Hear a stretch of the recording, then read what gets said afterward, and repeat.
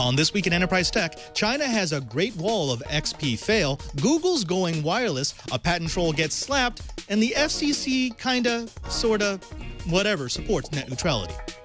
Twice on the set. Netcasts you love. From people you trust. This is Twit. Bandwidth for This Week in Enterprise Tech is provided by CacheFly at CACHEFLY.com. This is Twit. This Week in Enterprise Tech, episode 89, recorded April 28th, 2014. A nesting doll of Patent-Trolly goodness.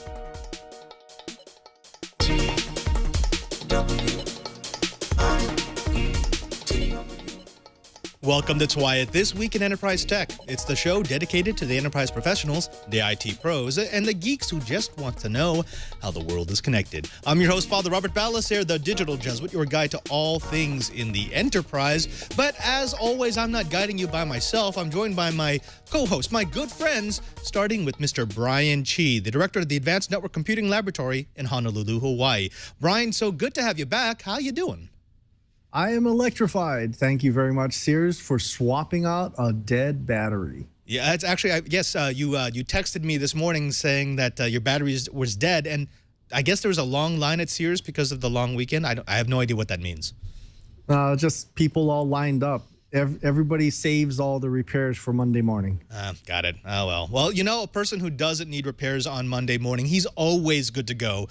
Mr. Curtis Franklin. Curtis, it's great to see you. How are things over on the right coast? It's a beautiful, warm day here in sunny Florida. The swamp is bubbling right along, and it's great to be here on Twit. Well, gentlemen, we're going to get right into the Enterprise Bites, but before we do that, it's been a busy week. There's been a lot of news, so I thought we might want to cover a bunch of them in blips. This first blip is all about AT&T. Now, you may remember last week, they decided they were going to take their ball and go home. They were specifically addressing the FCC's spectrum option, and they said, well, if the caps are currently as they are written, it would not allow them enough RF spectrum to properly deploy LTE devices. So they said, we're not going to bid. We're not going to be part of your multi-billion-dollar auction. The FCC called their bluff with a representative saying that AT&T, quote, needed to do what they needed to do to make business sense, and that the auction would go on as scheduled with a part of the willing. Now, this week, AT&T backed off, issuing a statement that said, quote, unquote, our desire to participate in this auction and our hope for a successful auction is unchanged. We believe that all stakeholders will be able to work together to achieve a successful, inventive auction for the 600 megahertz band. So in other words, kudos to the FCC. See what happens when you stand up to a telco bully? Our second blip is all about a new zero-day bug found in Internet Explorer. Now, this is not new, but this one is pretty bad. We know bugs come out all the time. This one actually has the Department of Homeland Security issuing a security alert to stop using IE. The bug affects anyone using Microsoft's Internet Explorer version 6 and above, and it allows an attacker to run malicious code remotely. Usage of IE hovers between 23 and 55%, meaning hacks. Hacks for everyone? Our last blip comes to us from the Washington Post, talking about Microsoft finalizing the deal for Nokia's phone division. Now, it cost Microsoft £3.21 billion to buy Nokia's devices and services, and another £1.3 billion for Nokia's patents. The final deal sheds a Korean facility and 200 jobs, and Nokia's CEO Stephen Elop will be moving to Redmond to envy Satya Nadella's seat. Now let's get right into the Enterprise Bites. Cheebert, you know all about Microsoft XP, right? Yeah, XP's been around a long time, and very well formulated holes. Holes, yeah, that's right, holes. And we've talked a lot about the Xpocalypse, this idea that because it's reached end of life and Redmond will no longer be updating patches for the venerable operating system, it's a nightmare for especially government agencies who have had to shell out money to Microsoft for a few thousand systems that just need to keep running until they finish their deployment of new systems. Well, a couple of thousand, maybe even 100,000 PCs sounds bad, but what if you had several 100 million That's exactly what China is facing right now. They was a report in Network World that the Ministry of Industry and Information Technology in China reported that upwards of 70% of the PCs across all of China are still running Windows XP. Now, the ministry is looking to support efforts for a homegrown version of Linux. You can read customized for whatever they need it for on their networks to offer as a replacement for those Windows PCs. Now, of course, China does have one of the highest piracy rates around the world. It's estimated that about 77% of all the software that runs in China has not been properly licensed. And breaking that down even further, it's estimated that upwards of 90% of those copies of Windows XP are illegal. Let me throw this over to you first, Curtis. This is one of those things that people were speculating about, that, yeah, it's going to be tough for China because it was much easier to pirate XP than it is to pirate 7 or 8. Does this tell you that, yeah, they're just not committed to becoming a legal licensing country? Well, I just honestly try that again with words. I don't think that they have a lot of incentive to become a legal, fully licensed environment. Windows XP has been doing what they needed it to do. It will continue to do what they need it to do because China, let's face it, has some decent hackers. The same hackers that attack other people's systems can help come out with unauthorized patches for the copies of XP that really need them.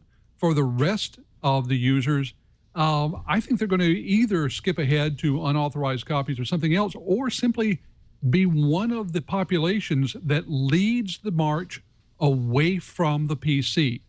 Tons and tons and tons of mobile devices in use in China. I think that is probably a trend we're going to see accelerate out of this, rather than any sort of trend that would increase the revenue stream in Redmond. Actually, I really, really like that, Curtis. Curtis, that's a great point. Cheever, let me throw that back over to you. We know that 8 months ago, the last time we did a comprehensive check of all browser traffic in the United States, we knew that 1 in 6 PCs in the United States ran Windows XP. That compares to 72.1% 8 months ago in China. Now, one of the problems is that people just aren't buying new PCs in China. They're staying with their Windows XP machine because their next computer is going to be a tablet or it's going to be their phone. It's basically any mobile device that's going to do the stuff that they would typically have done on the PC. Do email, browse, bring up information, et cetera, et cetera. So my question to you is this.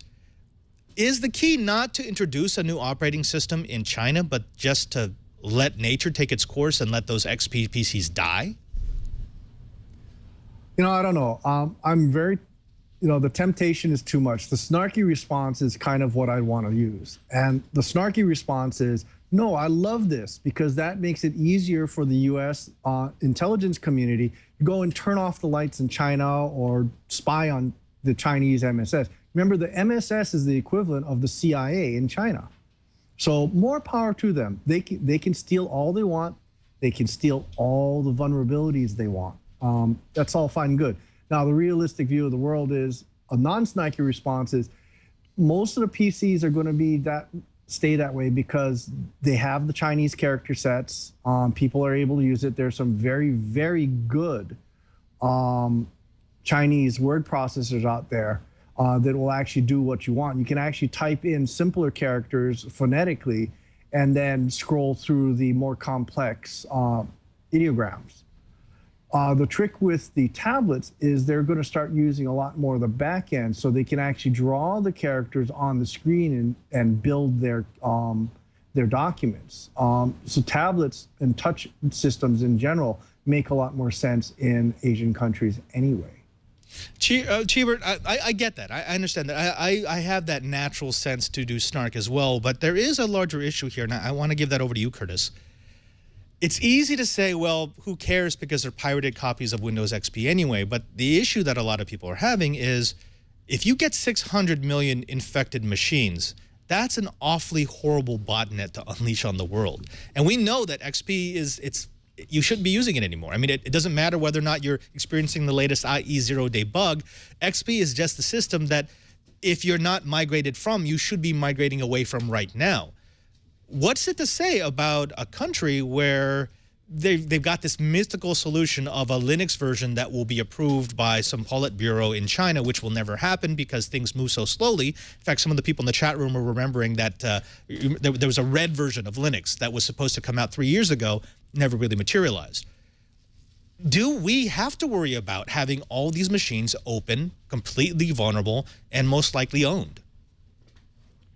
Well, I think the thing to remember is that despite what we're seeing, because they were unauthorized and many of them were behind all sorts of interesting filters and firewalls, I'm not sure that they are any more ownable today than they were a year ago. I'm not positive that that aspect has changed or will change very quickly.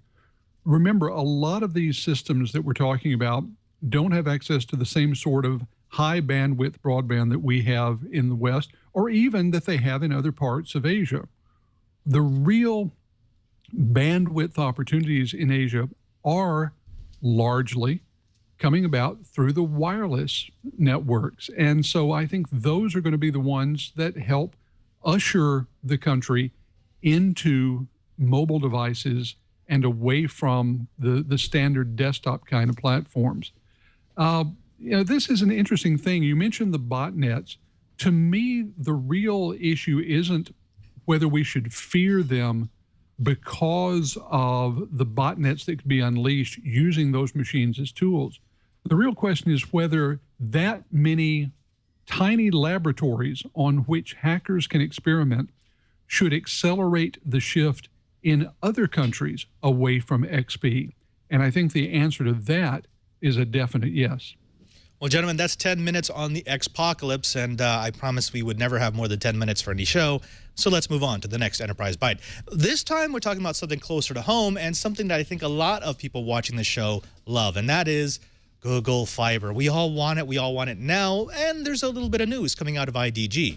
They got an exclusive peek at a document that talks about Google's drive to add Wi-Fi to all their Google Fiber cities. Now, according to IDG News Service, Google is mulling the idea of deploying Wi-Fi networks in cities and towns that are already wired for Google Fiber. Now, the document didn't spell out any specific details of the plan, but it did release some juicy tidbits about the potential deployment plans for the 34 cities that were announced as candidates for the Google Fiber expansion program. Now, you may remember Google Fiber started in 2012 with Kansas City. 2013 saw the network expand to Olathe, North Kansas, Austin, and Provo. And in 2014, they named 34 cities and towns, including Phoenix, Scottsdale, San Jose, Palo Alto, Atlanta, Decatur, East Point, Chapel Hill. The list goes on and on and on.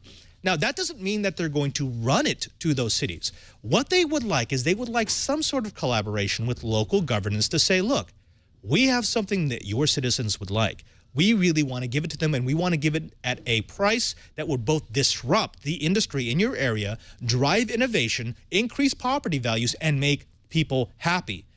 All we ask of you is that you play ball.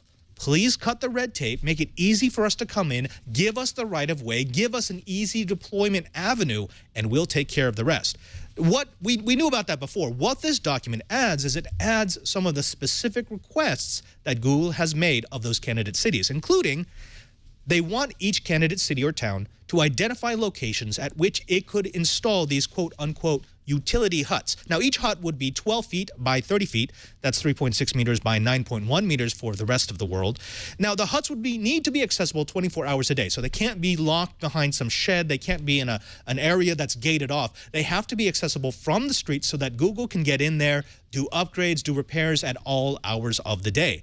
And they'd have to be leasable for 20 years or more. Those are the ground rules. Google says if you can identify where we can put these in your cities, that will be a huge step towards making sure that you are one of the selected few.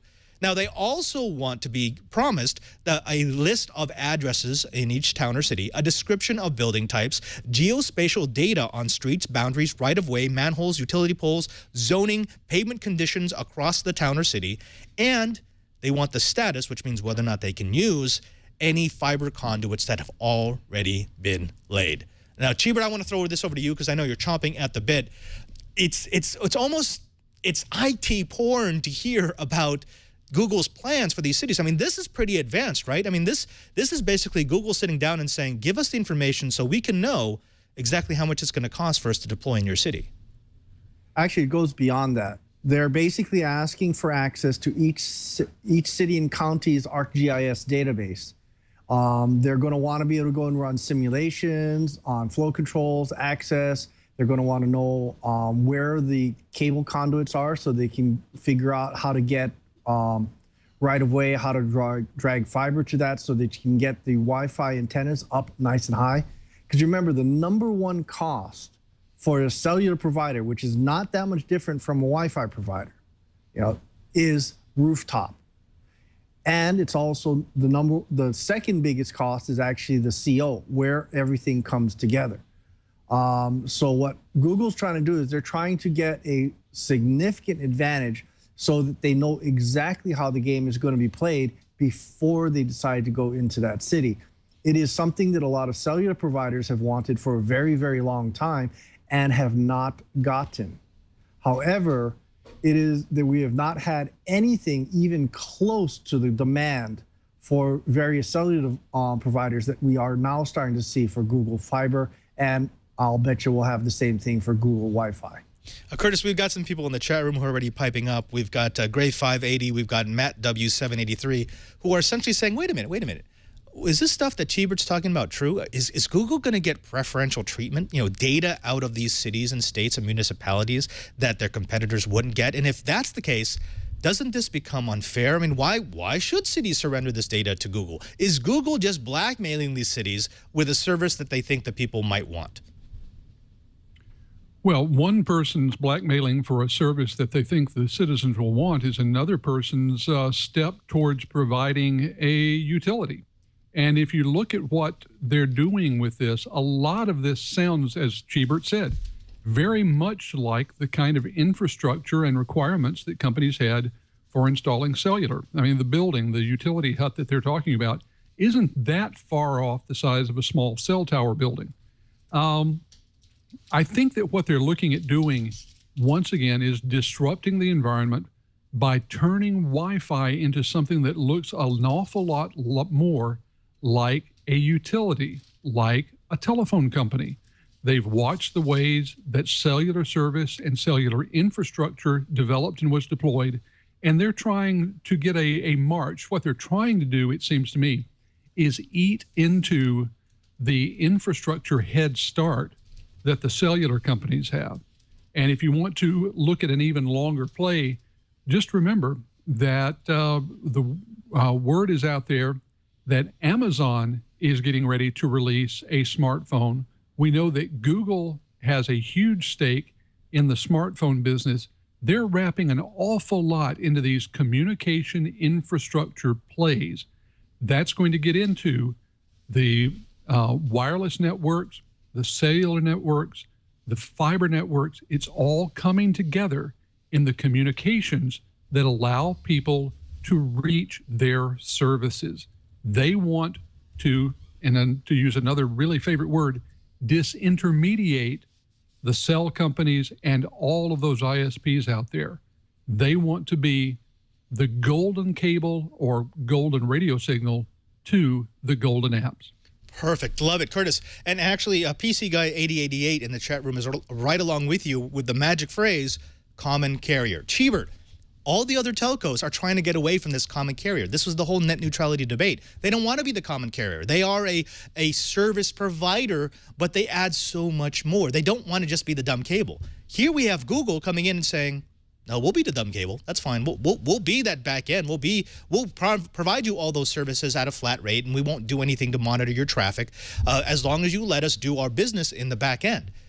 That's in and of itself, that's crazy disruptive, right? I mean, if you've got one of the biggest players coming into the game and saying, we're going to do all that stuff you didn't want to do, shouldn't that force the telcos to maybe change their stance? Well, you also got to remember who Google is founded by. These people don't like the status quo. They don't like the giant corporations. The founders of Google have been very public about not liking monopolies. Even though they're becoming a monopoly just because. But yeah, they let's put it this way. Google is slapping the telcos. It's gloves off time. They are big enough, they have deep enough pockets that they are going to really and truly change the industry because they want everybody to be connected all the time. Google Glass, handsets, everything. And they think they're going to change the world by doing that. And I think they're going to succeed. Google slapping the telcos. I like that. Maybe that could be our show title. Now, let's move away from that. These are great stories, but we've got a full rundown full of them, and I don't want to use up any of our time. I want to introduce our guest. He's been on the show before, but not for over a year. Ladies and gentlemen, you know him, you love him. He's a man filled with experience and wisdom beyond his years. It's Mr. Evan Brown, the star of This Week in Law. You know, we need to have a sound effect with like fanfare. Like, thank you. Thank you. Hopefully somebody can just capture that, Padre. That would be good for the use. So thank you so much for having me. It's wonderful to be here. You know, looking forward to talking about this stuff. Now, Evan, I've been wanting to have you back on the show for the longest time. Scheduling is it's always been tight. But we have so many legal stories that have cropped up over the last year, and actually even in the last week. We wanted to have a legal expert to come on to actually give us a lawyer's perspective, not just an IT or an executive perspective on what they might mean. Are you down with doing that? Hey, that sounds good. And like we were saying, you know, we can make it up as we go along. But no, in all seriousness, though, there is a lot happening. You know, with the Supreme Court, FCC, you know, different, you know, so much exciting stuff happening with innovation. The law is always trying to catch up and keep up. So yeah, it's good to talk about that stuff from time to time. Now, I know that just last week you were at a conference presenting about trolls, right? About legal trolls, patent trolls.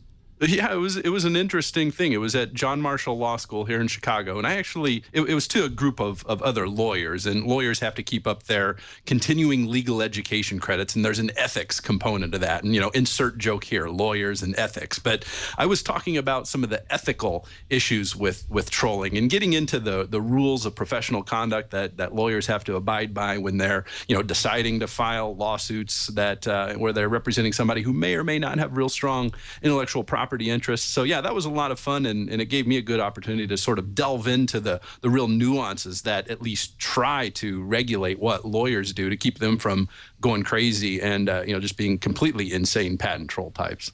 Speaking of lawyers going crazy with completely insane patent types, we have our very own Cheebert. If you could switch to a shot of Cheebert here, who he loves patent trolls. He smiles with patent trolls. He slaps them with delight.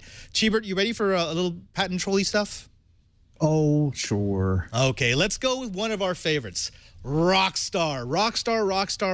Now, if you followed our show, you know all about Rockstar. It was a consortium that was formed to sue people.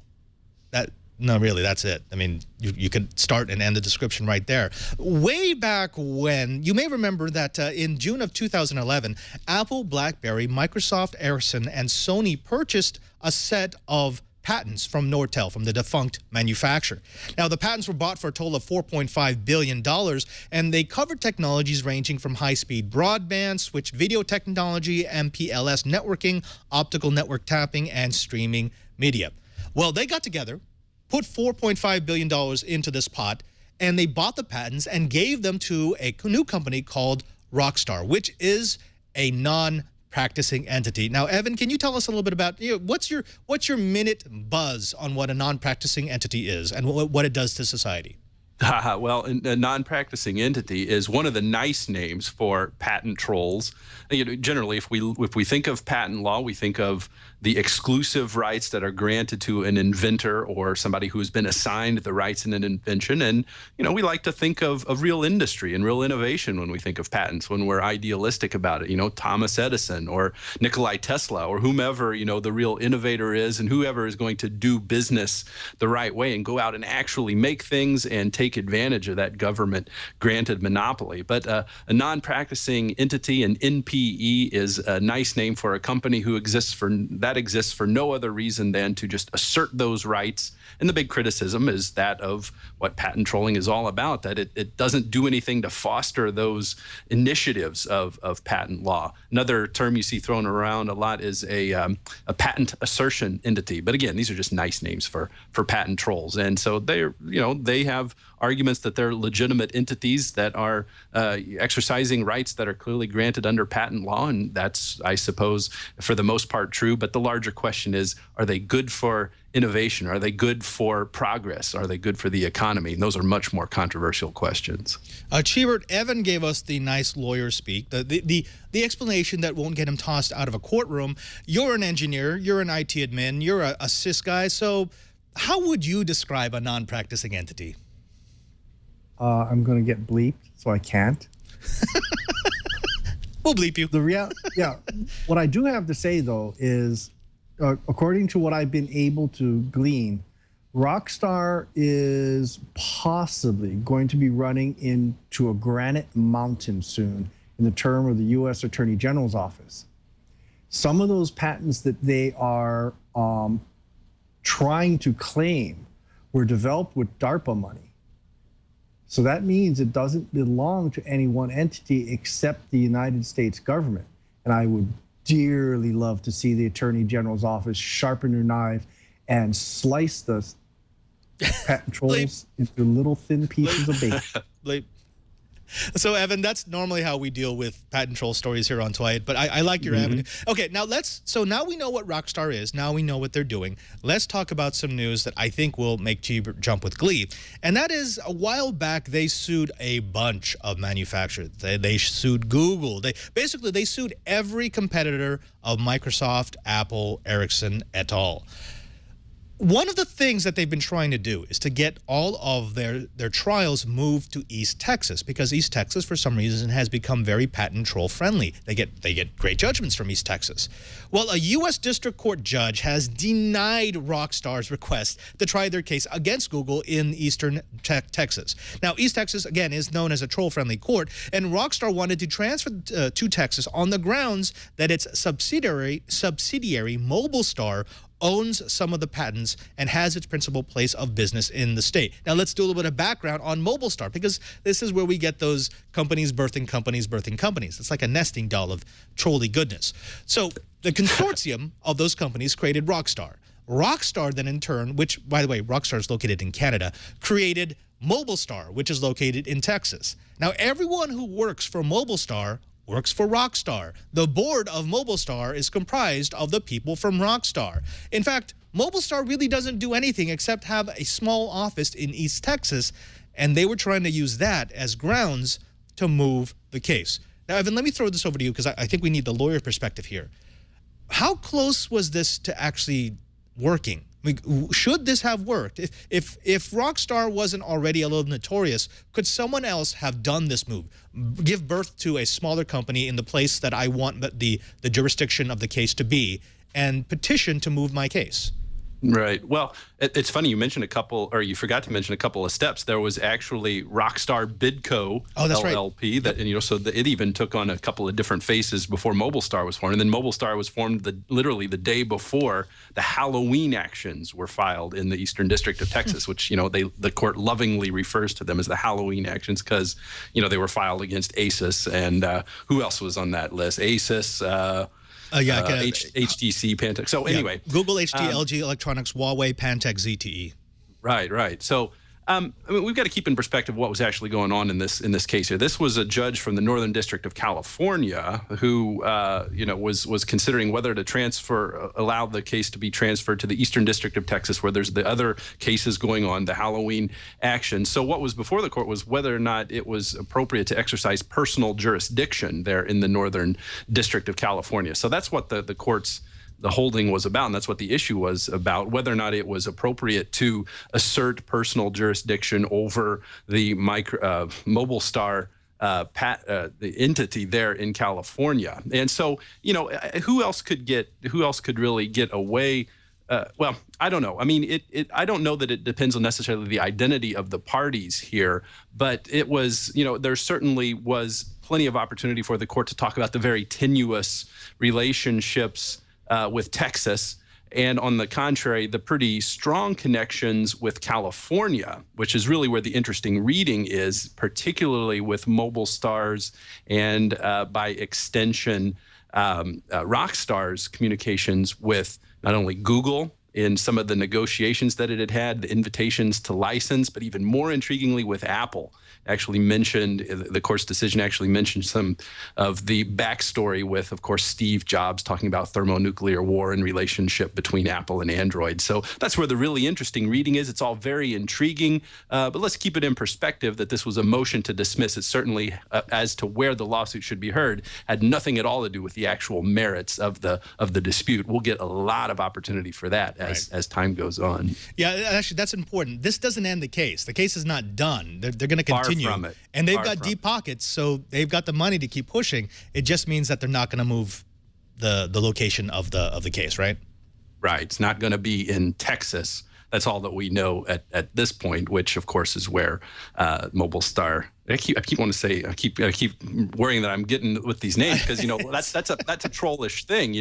Start up these entities that just sort of pop up overnight, and the next day they're filing lawsuits from their rented office space in Tyler, Texas. I think maybe they just need to stop calling all their new subsidiaries Star. Don't put Star in the name because I think we're onto that. Well, it is interesting that it's Mobile Star, as if it's could go anywhere. It's Mobile Home Star. That's what it stands for. Curtis, let me ask you this. We've covered stories like this on Twite before. Specifically, I'm thinking of Red Hat stepping up to bat to indemnify its customers, or Cisco stepping up to bat to indemnify its customers against Rockstar. That's a different approach, but it's one that I think merits mentioning in this discussion about the legal aspects. And that is one of the things some of the bigger players in the business can do is step up to bat for their customers who don't have the money to defend themselves. And that's in their best interest, right? Because if a precedent gets set with a smaller case, it could affect the Ciscos, the Microsofts, the Googles of the world. Well, it makes sense from a number of different directions. And I will note that I am not an attorney, never played one on television, anything like that. But it seems to me that, as you said, the larger companies are first worried about what might happen if precedents are set. They are worried what might happen to their market if their customers are successfully sued and decide to stop using their products in order to avoid further litigation. I would say that the marketing, frankly, probably matters to them more than the legal aspect. These very large companies could, to be brutally honest, pay most likely legal settlements out of a week or two's profits.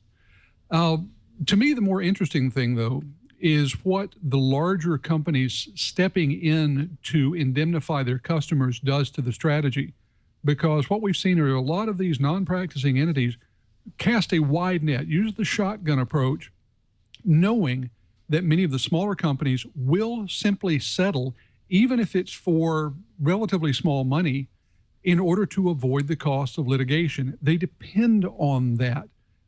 They're not prepared, either financially or legally, for every single organization that gets one of their letters to take it to court. I don't believe they could handle that.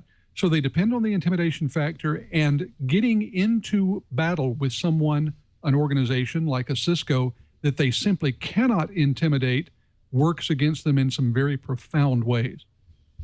Well, gentlemen, I would love to stay on this topic. You know that patent trolling is a big thorn in my side, that it's something that I really, really love speaking out against. But we paid Evan Brown a huge fee to be on This Week in Enterprise Tech, and I want to get our money out of it, so we're going to have to move on to the next topic. And that is SCOTUS, the Supreme Court of the United States, has heard arguments on Aereo. Now, again, there may be some people who have been living under a rock and said they don't understand what this Aereo case is about. Remember, Aereo is a company that was originally in the East Coast that rents antennas. They make these little dime-sized antennas hooked up to streaming devices so that you can stream your antenna over the internet. That's really all it was. Now, there was also a little bit of time shifting, a little bit of place shifting involved, but essentially it was just a really high-tech antenna connected by the lines of the internet. Well, last week, the SCOTUS heard arguments in the case of Aereo versus a consortium of companies, including CBS, NBC, Comcast, ABC, and Fox. Now, central to the plaintiff's case is the 1992 Cable Television Consumer Protection and Competition Act, which required the consent, usually paid consent, of broadcasters for the right to retransmit. Remember that, retransmit content. Now, Aereo right now does not pay any fees of retransmission because they believe that they're only renting an antenna. They aren't retransmitting content. It's the customers who are choosing whether or not to play the content that they already own because it was captured on their antenna. Aereo is using the 2008 case of Cartoon Network LP versus CSC Holdings as their precedent. Now, this was a decision back in 2008 by the United States Court of Appeals for the Second Circuit, which found against the consortium of copyright holders because the device at question, which is a DVR, a digital video recorder, wasn't actually retransmitting. This is what they believed. They believed three things. One, the automated copying of content at a user's request did not constitute direct infringement. Two, time shifting, which means replaying the original content to the original audience, did not constitute public performance of said copyright content.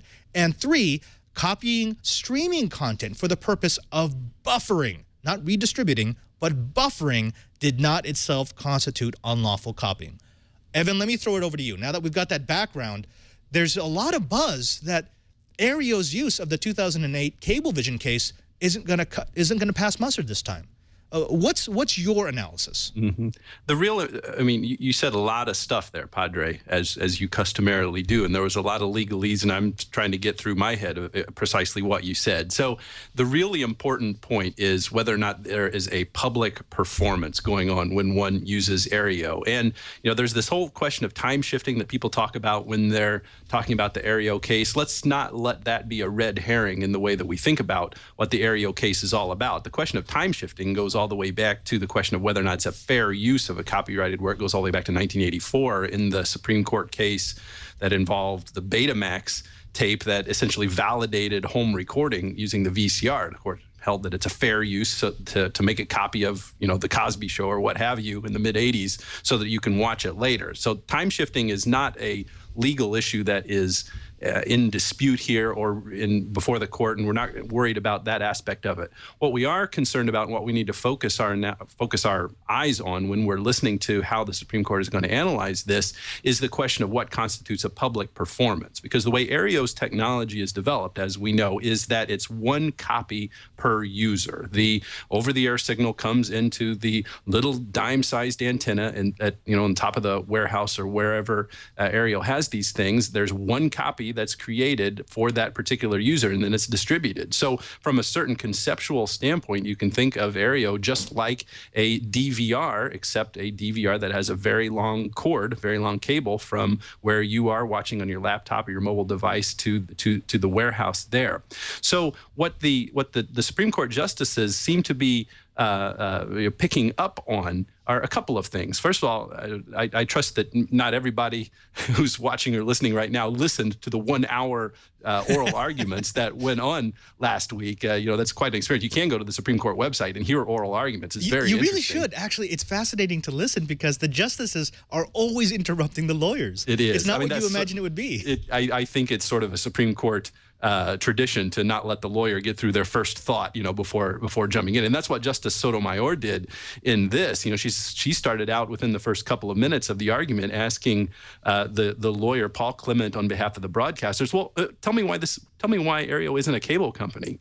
And, he very artfully, he's a very skilled Supreme Court attorney, said, well, that's really not the question before you right now, and gave some reasons why we shouldn't be thinking of it this way. Because the real issue is whether or not what the Supreme Court will be determining, unless it can just somehow decide that Aereo is a cable company and therefore send it back to the lower courts for more proceedings. What the Supreme Court will be evaluating and analyzing is this definition that comes from Section 101 of the Copyright Act of what it means to publicly perform a work. Because there's something a little bit weird, isn't there? I think we can all agree there's something weird about the fact that it's a copy that's made somewhere else. It looks a lot like what cable is doing, but yet Aereo is saying it's not a public performance based on the 2008 Cablevision case, which is that Cartoon Network versus CSC that you're talking about there. We call it the Cablevision case.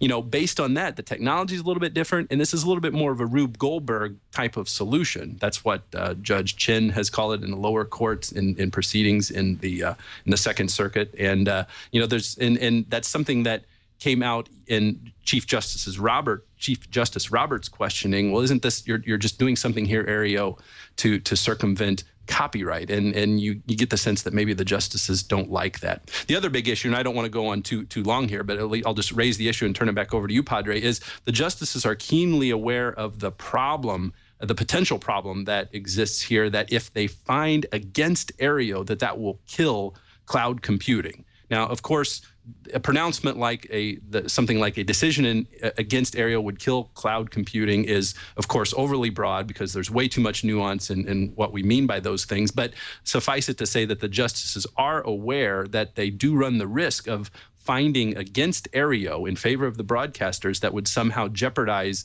the technologies that we've come to know and love and which have enjoyed so much growth since 2008 with that Second Circuit Cablevision case. Right.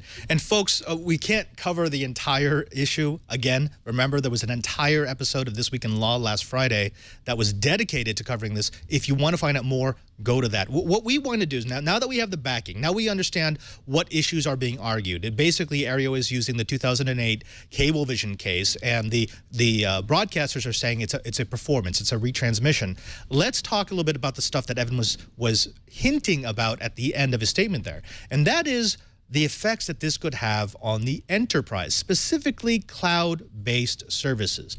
Cheebert, let's assume that this goes all wrong. Let's assume that the justices come down and they say, no, this is not like the 2008 Cablevision case. You are not simply buffering. You are not simply time or place shifting, but you are actually rebroadcasting copyrighted content from the cloud, and we don't allow that. What does that do to cloud-based services? Well, what it does to cloud-based services is it opens the door for the requirements for DRM where there is no DRM. We all love how complicated it has become to set up HDMI materials, HDMI systems. We've all loved the joy of activation keys. When you start saying you're moving original content around, that starts meaning the original owner of the content has to authorize the showing or the use of that content. So that possibly could mean, worst case, when you're using, say, Adobe Cloud Services, that each and every time you use Adobe Cloud Services, you have to uniquely identify yourself. So that means we're going to start having to carry around dongles just to use our cloud apps. Doesn't sound like a good thing for industry, if you ask me. Yeah. Curtis, I want to bring you into the discussion here because, again, you can always offer us the more executive side of the enterprise. I know there are a lot of larger enterprises, Microsoft, Oracle, who offer solutions in the cloud who are looking at this very closely because, as Evan alluded to, this is not just about one company offering something that's kind of like a Slingbox/DVR over the cloud. It's about delivering content. Now, right now, there's more of a laissez-faire approach to delivering services over the cloud. You rent your space, you rent your server, you rent your time, you rent your bandwidth, and everything else is up to you how you do it. If companies could start finding themselves open to some serious legal complications from allowing their customers to store copyrighted content and stream it from their servers, their services over the cloud to customers who shouldn't receive it, as Cheebert mentioned, it's really going to kill the cloud-based delivery system, right? I'm not sure that it is. I mean, when I see this, I see a couple of different models. When most of us talk about enterprise computing and enterprise use of the cloud, I think it's a very different thing because in general, cloud computing companies, not cloud computing companies, but corporations, enterprises, are going to put data that they have collected, that they own in some sense or another, onto the cloud, do something with it, then bring it back. I don't see any indication in anything that was argued that that kind of use case would be impacted at all. The place where it gets interesting are the companies that are providing a web application, a cloud application to someone else. And there, I suspect what we're going to start to see is a shift in the terms of use. The terms and service agreements are going to start changing, trying to shift responsibility for verifying ownership of intellectual property to the person, the entity putting it onto the cloud. So if you want to put something on the cloud and let someone else get at it, you will have to essentially, through agreement, indemnify the cloud service provider against any claims because of that. All of this, of course, depends on just how broadly the Supreme Court would word any decision. And if they do decide against Aereo, I think it's likely that they'll do what they tend to do, and that is make their ruling on just as narrow a basis as they can get away with. So if I'm an executive and I'm storing stuff in the cloud using cloud services, cloud applications, I'm not real worried at this point. If I'm providing a cloud service, I'm getting a little concerned, but what I'm probably having my legal team do is look at the terms that I have to see if remedies against possible legal action can be contained and limited to my customers through the agreements they sign. Evan, let me throw that over to you, because there's been a lot of speculation. There's the doomsayers, the ones who are saying, oh, well, if this decision stands, then of course Aereo is going to rule the world, or if this decision goes against Aereo, that it's going to destroy the cloud. That's kind of what we've been talking about here. But you can give us the nuance here. What can the Supreme Court do? We already know that it's an 8-panel court because one of the Supreme Court justices has recused himself. But what can they do? They don't have to just rule one way or another, right? They could very, very closely limit the scope of their decision. Mm-hmm. Sometimes the Supreme Court does things that is very surprising that we don't even anticipate. And this case got to the court in a bit of a strange situation. Usually there's a split among the circuits, like the Federal Circuit in California, the Ninth Circuit will say something different than the Second Circuit, for example. And we do have a split. There was the Second Circuit in the federal court in New York says that Aereo is okay. There's a district court judge in Utah, the lower court, saying Aereo is not okay and has entered a preliminary injunction that has yet to be heard by the 10th Circuit. So it looks like there could be a split in the circuits, but not yet. So the reason I'm laboring that point a little bit is that the way that it got to the court was a bit odd, or at least not typical. So the court could do something perhaps procedurally. I don't even know precisely what that could be, but what the court could do perhaps, and this is something that I think we would all need to think through a little bit more. But I did have lunch with an intellectual property professor last week who did suggest that the court could find that Aereo is a cable company. It meets the criteria, the definitions of a cable company. That may be what Justice Sotomayor is thinking, and say that it. And what would happen then would be to remand it back to the lower case, or to the lower court, for further findings of fact and determinations and other briefing. There's not been a real opportunity for this case to have been heard. This was all this made it all the way up to the Supreme Court very early in the proceedings. There hasn't been any real meaningful exchange of information, opportunities to really develop the factual record and the legal arguments in the lower courts for this to be determined. So it could be that there is this question that goes down to a lower court as to whether or not it would qualify as a cable company. And then we've got the whole set of issues as to whether it's going to be subject to the compulsory licensing scheme that's set out in the Copyright Act, which is a very Byzantine system, but does serve to manage the way that content is delivered and paid for through the rebroadcast of signals. So a number of things could happen, and we could find ourselves pretty surprised on this. And there's probably at least a 50-50 chance that we won't get a real substantive ruling on this question of what it means to perform a copyrighted work publicly. Well, gentlemen, I want to close out the Supreme Court of the United States just for a second, because we need to move on to the meat of the show. This is the legal issue that I think is going to impact the enterprise the most. Out of everything that we've talked about today, it's net neutrality. Of course, it's net neutrality. Now, again, unless you've been hiding under a rock, you've heard this go back and forth. The FCC just introduced a brand new plan for what they're calling net neutrality. The rest of the world is saying, are you out of your FCCing mind? All right, so what they'd like to do, according to Walker, is they'd like to protect net neutrality by giving ISPs the ability to create a fast lane. Now, in his description and in his defense, because he's been popping up all over the place trying to defend the plan, he's saying, look, we're staying true to the principles of net neutrality, of making it an unbiased network by increasing the amount of regulations that will decide whether or not the restrictions, the fast lanes that these companies are placing upon data is commercially reasonable. The rest of the world is looking at this, however, and saying, wait a minute. If you say net neutral, no, there's no regulations. You don't have any restrictions. You don't let the ISPs throttle data or give a fast lane because by its very nature, that means it's not neutral. Now, again, let's do a little bit of background. We know that this stems from the 1996 Telecommunications Act, which allowed the FCC to classify ISPs as either a telecom or an information service. A telecom is a common carrier. In other words, it's a pipe. It allows you to transfer data from one place to another. However, an information service is different because it actually does something with that data. The difference between the two is actually really important. A telecom can be regulated. You can make sure that a telecom acts as that dumb pipe, that common carrier.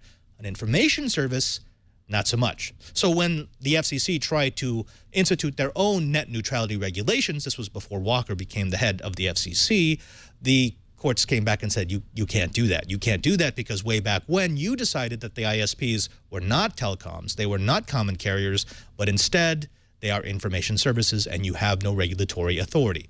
Okay, now let's fast forward. We know that one of the popular solutions was for them to reclassify ISPs. Go ahead and call them common carriers, then they could just use the exact same net neutrality regulations. Instead, they've come back with whatever this is. I want to throw this over to you first, Curtis, because I want to take more of the enterprise perspective of this. What does the common CTO, CEO, CIO think about net neutrality? Well, I think that the general impression is that net neutrality is a fine thing, especially where it protects that company's traffic. The interesting thing here is that a lot of executives, to the extent they know about what's going on the internet at all, feel that the video providers, the people who, like the Netflix of the world, are soaking up more bandwidth than is their fair share, with fair share being one of those terms that can be defined in any way you want. So from that perspective, the idea that no ISP can slow down traffic, but that you can pay to have your traffic be given preferential treatment strikes a reasonable chord. If you're doing something that doesn't need the sort of time-sensitive, performance-critical networking that video does, well, then you can just go with the commodity and be happy as a clam, knowing that some of that video traffic that might be slowing down your banking app or sales app or what other other text-based application can get through just fine. If, on the other hand, you are a video-heavy enterprise, you're looking at this and you're wondering just what's going to happen to your bottom line, knowing deep in your heart that it's nothing very good. So I think that's really where the world comes down. If you're a big consumer or provider of video, you really hate this idea. If text is your game, you're feeling pretty good with what the FCC is doing these days. Now, I do have to correct myself. Chat room was nice enough to point out the fact that I kept saying Walker. The FCC head is not Walker. Walker is Fast and the Furious. Wheeler is the slow and net neutrality curious. Let me go over to you, Cheebert. One of the things that Wheeler is trying to do is he's trying to say, look, there is, one, no turnaround in policy. This is an extension of the policy that we had before. Two, we are looking at behaviors that harm consumers or competitors, and we're not going to allow them. Three, there will be no blocking of lawful content. And four, there will be no discrimination among users. Now, that's what the FCC's official statement is, and that's their response to all this furor. how can there be such a disconnect between what they say their plan says and what people think it says? You know, I'm not sure, but I found recently a good analogy. And you know, it's in Los Angeles, they now have Lexus lanes. You pay to have access to these special carpool lanes. And really, that's what a lot of ISPs have done. You know, when you get business class cable modems, you get a Lexus lane. It gets higher priority anyway. So on one hand, a lot of the ISPs are already starting to do this, and they'd love to be able to have someone say, yeah, we, you know, defend us if someone goes and starts throwing a lawsuit at us. But I don't like the idea of people mandating things. I think I'm very much in favor of market pressure, and market says that, you know, if there's going to be a few extra cents tacked on to my Netflix subscription to pay for the access to the Lexus lane, so be it. I'd like to have my streaming video not pause every 10 minutes to rebuffer. But I also don't like the idea of the FCC mandating this, because I've seen how well the FCC has been able to mandate all kinds of rules. So I'm going to say I'm against regulatory net neutrality. I'd much rather see market pressures take over. All right, gentlemen, now we're going to go to our legal expert. We spoke about this on Friday, Evan, so I kind of know what your viewpoint is. That's why I wanted both Cheebert and Curtis to get their views out. And now I think we can say that that's a pretty fair representation of a lot of the anger and a lot of the fury that's going around the internet right now. How dare you call this net neutrality? How dare you give people a fast lane? How dare you demand that other companies pay more to get their content to you? You don't take the same furious route, right? Well, for one thing, it's way too early to be furious. We don't even know what these rules are supposed to say. We just sort of have an idea of what they are. And even with that view that we have, I don't know precisely why we should be all up in arms and slinging a bunch of mud and throwing tomatoes or what have you quite yet, because we do have words. I mean, we have things like from the FCC. Most of it just seems to be kind of throwaway words at this point, you know, that they're committed to transparency and no blocking of lawful content and no unreasonable discrimination. Nobody knows what those things mean. And the big criticism is that, you know, particularly with this idea of a restriction against conduct that is not commercially reasonable, people get all upset because they don't know what that means. But that's perfectly, it could be perfectly good that nobody knows what that means, because it's open up enough for interpretation later as actual alleged discriminatory practices may arise, which may really be at the heart of what people are upset about here.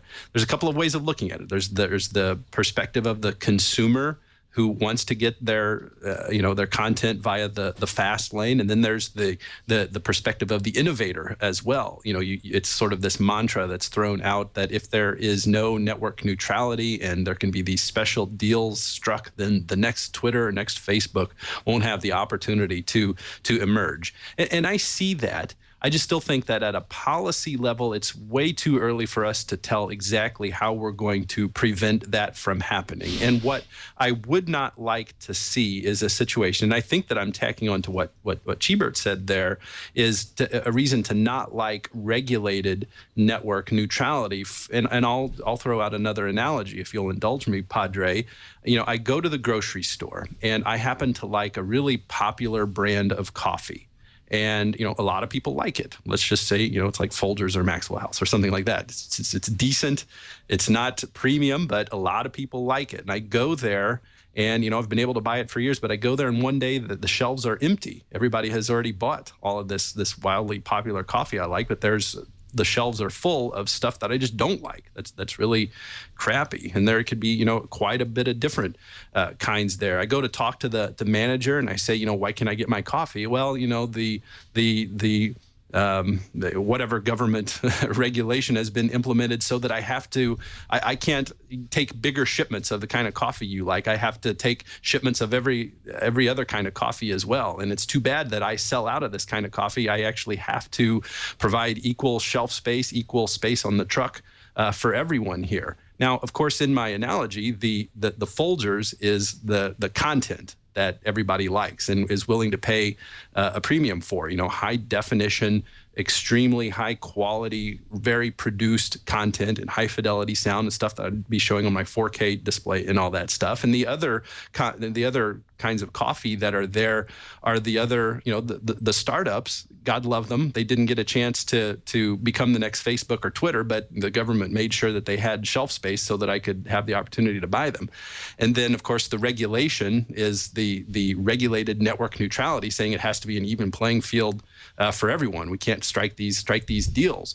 So, I don't think that's the kind of world that we want to live in, but that's how I'm seeing it. And I would love nothing more than for somebody to help me see the world in a different perspective, that to conclude that might be the sort of outcome that we would see if there was this regulated neutrality, which would be the government. I mean, it's just very weird when this is just a principle with network neutrality. It's really weird. It's really paradoxical.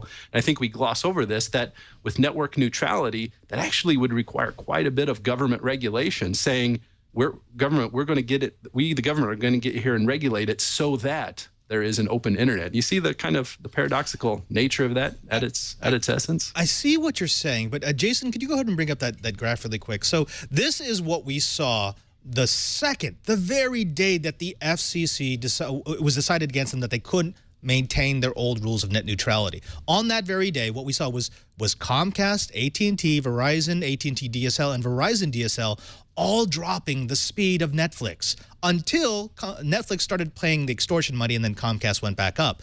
On the other providers, you saw a constant stream, a constant rise of traffic. Now I think this graph actually shows why that shelf space analogy, which, by the way, it's a great analogy, but I don't think it maintains. Here's the problem.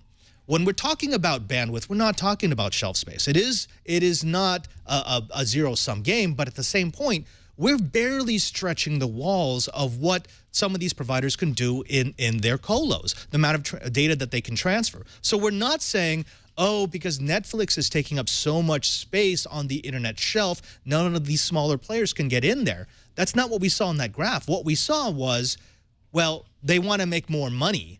And so what we're going to do is we're going to throttle you unless you pay us more. Even though our networks aren't taxed, even though it's not having an adverse effect on any of the other traffic that's going across the networks, we know that we can hold you for ransom because there are no regulations that say that we can't.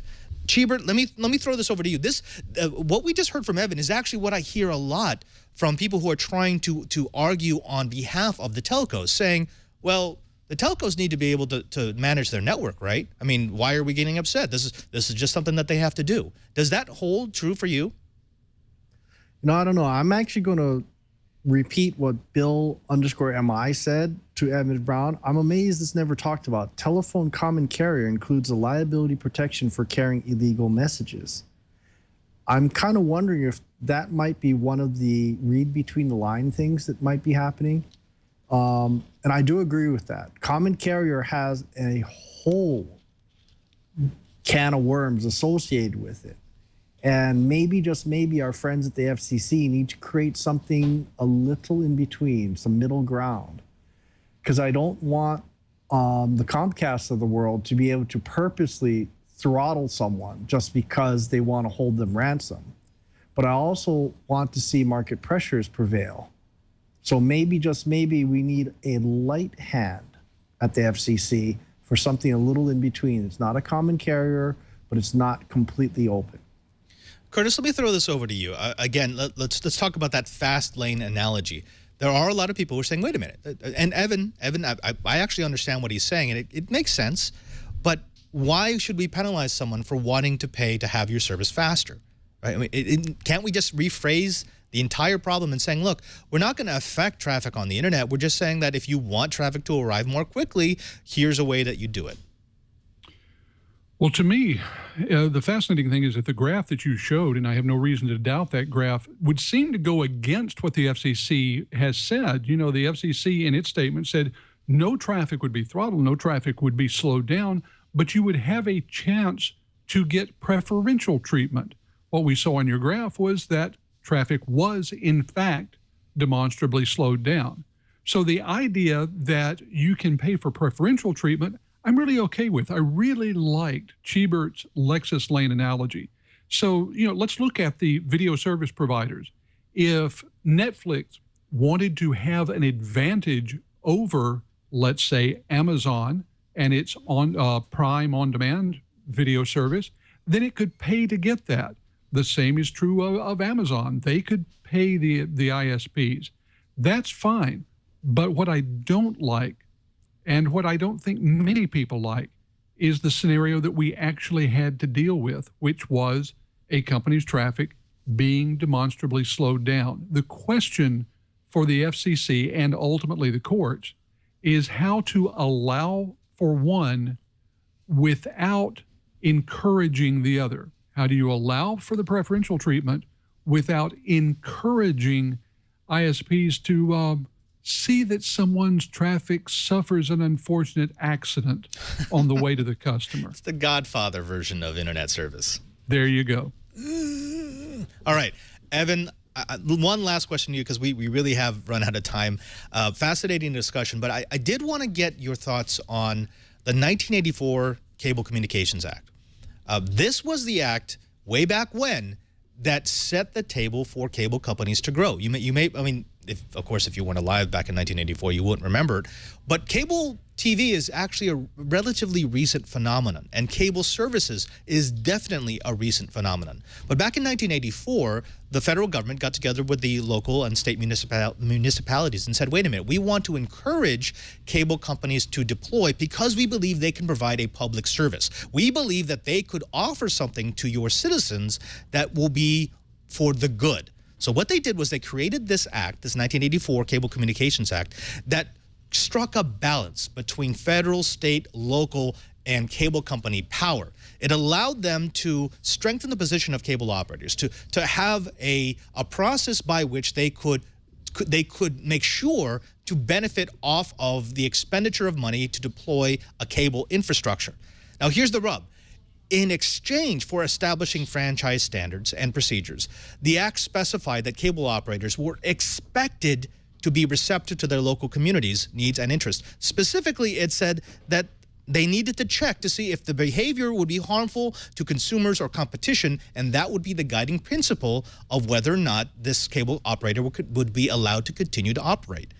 It seems to me that the 1984 Cable Communications Act does exactly what the FCC wanted to do with net neutrality, which is, as long as you continue to serve the customer, we'll let you do what you want to do. The minute you do something detrimental, we don't have to pass another act. We've already got recourse through the 1984 Act. I mean, that's a pretty nuanced point. And to be honest, I don't know the answer to how the FCC would do that, what kind of mechanisms it would go through. I guess the comment that I would have on it is that there's a lot of really sort of vague, throwaway, broad language in that, just like there is in the discussion about what it is that the FCC is going to do next, serving the interests of the community.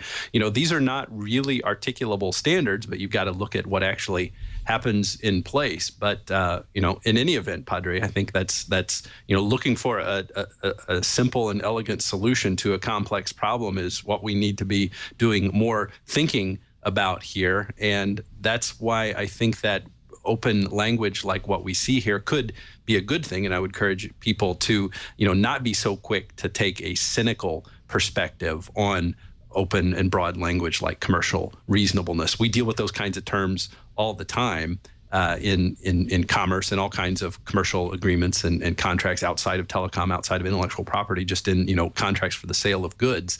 So there's plenty of space, and we need to be measured in the way that we do these things incrementally here. And the biggest mistake could be that if Chairman Wheeler tries to push this through before the end of the year and ends up making a mistake just because of the rush of time with it. But I like what you're saying, Padre, about an elegant solution.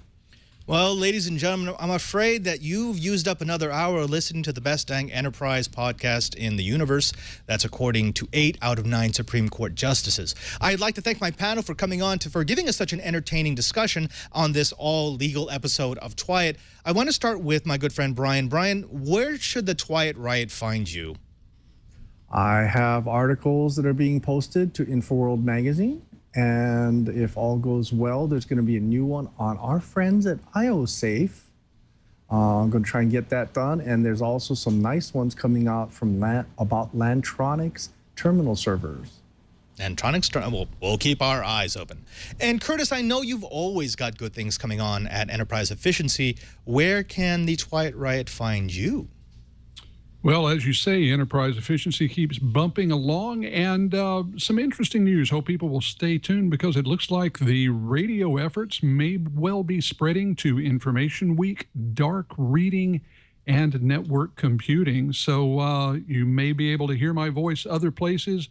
We'll keep you posted and hope that you'll be able to listen in when we do get some of the new things going. Thank you, you two. Of course, I want to thank my guest, Mr. Evan Brown.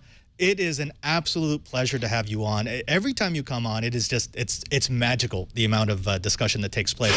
We can't do this every week, but, you know, it is nice every once in a while to remember there's a lot of crossover between the shows at This Week in Tech. I mean, law, tech, and it's nice that you've made that trip over to the light side. But if you want to tell the folks where they can find you, what do you want to say to the Twilight Riot? Thanks, Padre, so much. It's great to be here. Yeah, every Friday, Denise Hawall and I co-host This Week in Law. That's at 11 a.m. Pacific, 2 p.m. Eastern. So in whatever time zone you may find yourself in, do the arithmetic there. So we look at issues a lot like what we've talked about today. Law, policy, technology, and the way that all of those things interact. So we have a great time every Friday. Follow me on Twitter. I'm at Internet Cases. I also write a blog over at internetcases.com that I update once in a while. And check out my law firm's blog, infolawgroup.com. I've got some very smart colleagues who write about information security, privacy, intellectual property, marketing, everything interesting going on, in these spaces that we're talking about here. So, Padre, it's been great. Gbert, Curtis, great talking with you too. I've had a wonderful time, and I can't wait until the next time to do it again. Gentlemen, thank you so very much. You made this episode magical. But you know who else made it magical? All of you, the people who listen, who watch, who download our show each and every week, who come here live to watch us. And so we want to do something for you. We want to give you a way to get This Week in Enterprise Tech on your device of choice automatically. Jump on over to our show page at twit.tv/Twiet, that's TWIET, and you'll find a drop-down menu with all the RSS feeds so you can have every episode downloaded to your iPhone, to your iPad, your laptop, your desktop, your Android tablet or phone. Basically, any way you want to consume our content, we're going to find a way for you to do it because we love you. Also, did you know that we do this show live?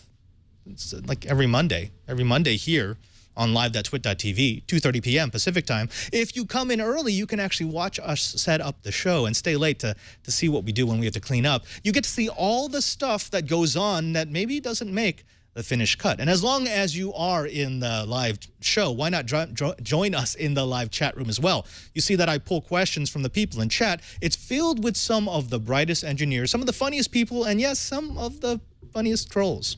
Go figure. Also, I want to thank everyone here at the Brick House who made this show possible, to Lisa, to Leo, to Carson, my super producer, and of course, my TD. Folks, he's a man of mystery. He's a man of intelligence. He's a man whose talents know no bounds. In fact, no bounds. I understand that he actually is an android. I'm not sure if I'm an android, maybe more of an Oompa Loompa, but I do have an Android show. It's called All About Android. And you can watch it every Tuesday night, 5 to 7 p.m. Pacific, live.twit.tv. Live.twit.tv. That's the magic link. And folks, until next time, I'm Father Robert BALLECER reminding you that if you want to know what's going on in the Enterprise, just keep quiet.